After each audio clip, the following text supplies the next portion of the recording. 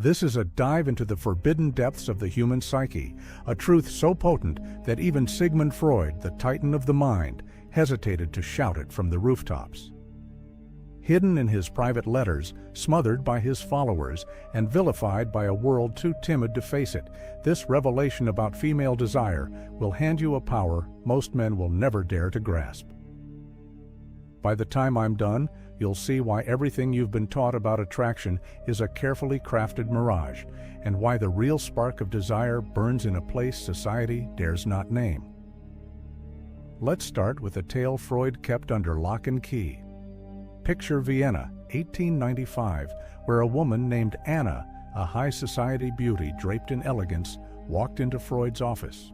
She was unraveling, plagued by wild, uncontrollable urges, trapped in a gilded cage of a marriage she loathed. As Freud, then a curious young neurologist, peeled back the layers of her mind, he stumbled upon something that shook him to his core. Anna didn't just want, she hungered in ways that polite society would brand scandalous. Her fantasies weren't of tender romance, but of raw dominance, of surrender laced with defiance, of a fire that burned against the grain of everything proper. And here's the kicker. Anna wasn't an outlier. She was a mirror reflecting a truth Freud scribbled in a private letter. Beneath the polished veneer of the civilized woman lies a tempest of primal longing, a craving that whispers its truth in shadows. This wasn't a guess, it was what he saw, patient after patient. And it only gets more gripping from here. Take Dora, another of Freud's cases, a brilliant young woman whose story still sends chills. At 18, Dora was dragged to Freud by her father after accusing a family friend of crossing a line. But as Freud dug deeper, he uncovered something far more unsettling. Dora wasn't repelled by the man's pursuit, she was ignited by it. Her turmoil wasn't born of trauma, but of a restless, unspoken frustration. She didn't hate the man for wanting her, she was furious because he stopped when she pushed back. Freud called this the erotic dance of refusal, where denial doesn't douse desire, but stokes it into an inferno. Think about that for a second. How many times have you been told that no is a brick wall, that persistence is a sin? Yet history, from Cleopatra's calculated games with Caesar to the poets of old who worshipped unattainable muses, screams a different truth. Desire thrives in the tension of what's withheld, in the electric pull of resistance. Now, let's bring this closer to home. Modern dating is a battlefield, and you've been handed a script that's rigged to fail. You've been told to be the nice guy, to nod along, to prioritize her comfort above all else. But Freud's work, and the echoes of it in every corner of human behavior, reveals a sharper truth. The female psyche doesn't crave convenience, it yearns for conquest. Freud's most explosive idea, the one that got his books tossed into flames, wasn't about anatomy, but about power. He called it penis envy, but forget the outdated term. It's about agency. Women, he argued, are conditioned to receive desire, not seize it. Their deepest longings are tethered to the thrill of being pursued, overwhelmed, even claimed. It's why the most independent women still melt for stories of alpha billionaires, why romance novels dripping with forbidden passion fly off the shelves, and why the rise of female empowerment hasn't dulled the allure of surrender in the shadows of intimacy. Still think this is just theory?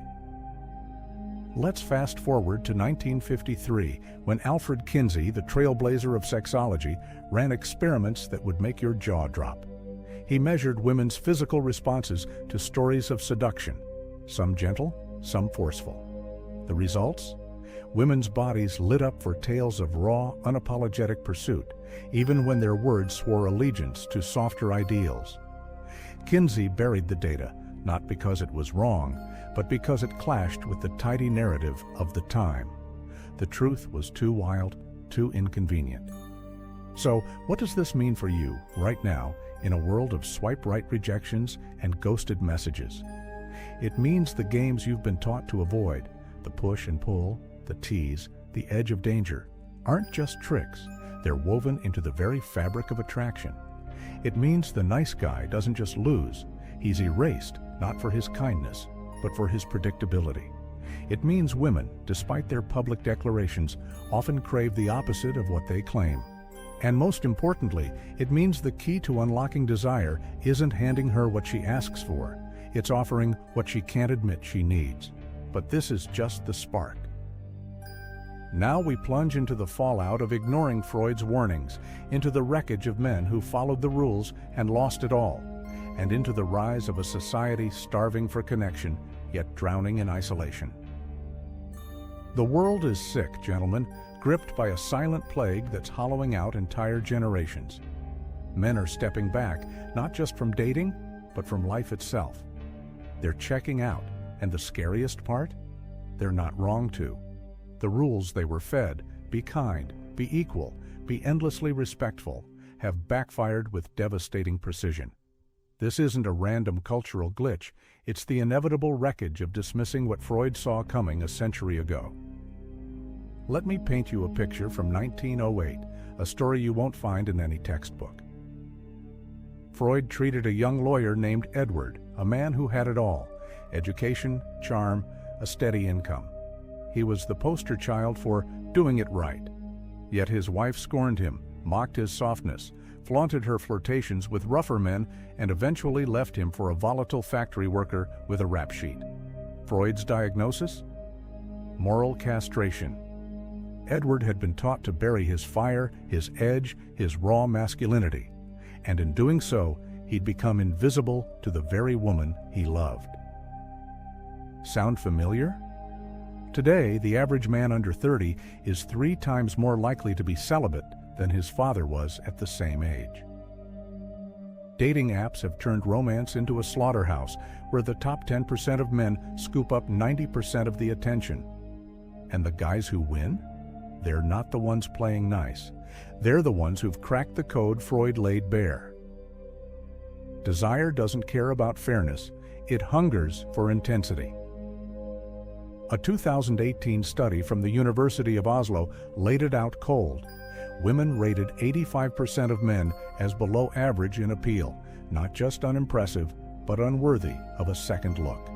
Worse, they'd rather compete for a high-value man than settle for a loyal one. Why? Because monotony is desire's kryptonite. Freud called it the boredom principle. Humans, especially women, are wired for the unpredictable, the risky, the alive. It gets darker. In the 1950s, psychologist John Money ran experiments that peeled back the mask. Women swore they wanted kind, stable men, but when hooked to lie detectors and shown images of dominant, even dangerous figures, their bodies betrayed them, pupils dilating, pulses racing, skin tingling. Money hid the results, just like Kinsey, because the truth was a grenade. Look around today, and the evidence is everywhere. Dark romance novels where women obsess over ruthless anti-heroes, platforms like OnlyFans where women pay for the thrill of being commanded, even politics where strong men consistently outshine softer leaders. Freud had a name for this pull toward the forbidden, the Thanatos effect, a primal gravitation toward chaos, toward what's dangerous and alive. But don't blame women for this. Freud's boldest insight was that they're just as chained to their instincts as you are. The difference? Society lets them hide it. A man who admits he wants a woman who yields is shamed. A woman who craves a man who commands is celebrated, as long as she keeps it quiet. Take the Stanford prison experiment of 1971. The female researchers condemned the guards' cruelty in public, but were drawn to them in private. The same pattern played out in history's darkest corners, women flocking to powerful, even brutal men, despite their own protests. Freud's explanation? The erotic mind doesn't bow to morality. So, what's the move? Do you become a villain to be loved? Number. The answer is game, not deception, but mastery. The men who thrive don't resent women's nature. They navigate it. They know attraction isn't built on groveling. It's forged in tension, in mystery, in the pulse of the unknown. But we're not stopping here. We're diving deeper into the psychological warfare of modern love, into the lies women tell themselves, and into the one Freudian secret that rewires attraction at its core. There's a war on, gentlemen, and it's not fought with weapons, but with words, rules, and a culture hell-bent on taming your instincts. The battlefield is dating, and the casualties are the millions of men left confused, betrayed by a playbook that promised success but delivered silence. This isn't just a trend, it's a calculated unraveling of the sexual order, one Freud predicted would leave men lost and disillusioned. Let's go back to 1927, when Wilhelm Reich, Freud's daring protege, interviewed working-class women in Berlin. His findings were so explosive, they were later torched by the Nazis. Women didn't want partners who felt like friends. They wanted men who stood apart, who claimed control. One woman's words cut deep. "I don't want his equality. I want to be his exception." Today, you've been sold a lie. That masculinity is poison, that dominance is oppression, that devotion is the key to her heart. But the data begs to differ. A 2020 study in the Journal of Personality and Social Psychology found women were far more drawn to men who exuded assertiveness, even a hint of aggression, not because they loved pain, but because passion demands friction. Freud put it best: desire is born where surrender meets conquest. Yet society rewards the opposite in theory while celebrating it in practice. Think about it. The bad boy archetype in movies, the toxic lovers in chart-topping songs, the divorce courts where steady men are crushed while the untamed walk free. Freud saw it coming. Civilization will demand men dull their edges, then wonder why women turn away. Take Michael, a 32-year-old engineer I met last year. He was the ideal modern man, supportive, emotionally open, always putting his girlfriend first. He cooked, he listened, he cheered her on. And then she left him for a man who made her feel. Her words? "I love you, but I'm not in love with you." That's not a one-off. It's a pattern rooted in what Freud called the hedonic treadmill. Give a woman everything she asks for, and she'll grow numb. Desire isn't about comfort. It's about the chase. Still not convinced? Anthropologist David Buss in the 1970s studied mate retention across cultures and found a universal truth. Women are drawn to men other women want and repelled by men who are too available. Freud called this the scarcity principle. Attention only matters when it's rare, earned, not freely given. So, how do you win? Not by playing games, but by holding frame. The men who thrive don't chase, they pull. They know women say they want a listener, but respond to a leader. They understand confidence isn't loud, it's quiet, unshakable indifference. And now we're going nuclear, into the one Freudian secret that flips the script on attraction, into the lies society feeds you to keep you tame, and into the ultimate move that makes women chase. There's a force buried deep in the female psyche, a primal current so fierce it rewrites the rules of attraction. This isn't about looks, wealth, or status. It's about the spark of surrender. Freud glimpsed it in his most daring work, and modern science has only confirmed it. In 1936, Sandor Ferenczi, Freud's boldest disciple, ran an experiment that shook the psychoanalytic world.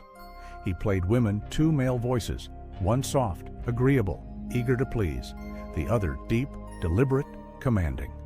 The result? 87% of women's bodies responded only to the second, their pulses quickening, their breath catching. But when asked why, they fumbled, rationalized, even lied. One woman swore she despised the dominant voice, yet her body told a different story. The truth? The female unconscious doesn't want to be wooed, it wants to be taken. Neuroscience backs this up. A 2019 UCLA study showed women's brains flood with dopamine, not for kind, smiling men, but for those with a hint of defiance, a flicker of challenge. Freud called it the defiance paradox. The louder a woman rejects dominance, the more her wiring craves it. You've seen it. Smart, successful women obsessed with men who give them nothing but unpredictability, or the nice guy friend-zoned while she runs back to the ex who barely cares. This isn't weakness, it's biology, hardwired from a time when a man's strength meant survival. Every test she throws, every push, every argument is a filter, and most men fail without ever knowing they were judged. In 1951, psychologist Erik Erikson uncovered the same truth in marriages. When a man surrendered his role as the emotional anchor, his wife's respect vanished, not out of malice, but because her instincts read it as betrayal. One wife confessed, "I begged him to open up, but when he did, I couldn't see him the same." The lie of modern dating is that women want equality in every breath, but their attraction demands polarity. So, what's the play? It's not about becoming cruel, it's about mastering the dance. Here's how. First, wield silence. When she tests you, don't argue or chase. Say nothing. Freud noted that women fill silence with their own longing. The less you explain, the more she invests. Second, be decisive. A 2022 study showed women are drawn to men who lead without asking, not because they're meek, but because direction is erotic. Third, balance reward and withdrawal. When she aligns with your standards, give her your light. When she doesn't, let her feel the absence, not as punishment, but as consequence. But the final secret, the one that ties it all together, is this. Desire isn't about her. It's about you. Make her the prize, and you've already lost. Live unapologetically by your own code, and she'll chase the man who doesn't bend. This is the truth Freud saw, the one society buried, the one that sets you free. If you're ready to wield it, type "liberate" in the comments. You were never powerless, you were just misled. Now go and let the world feel your fire.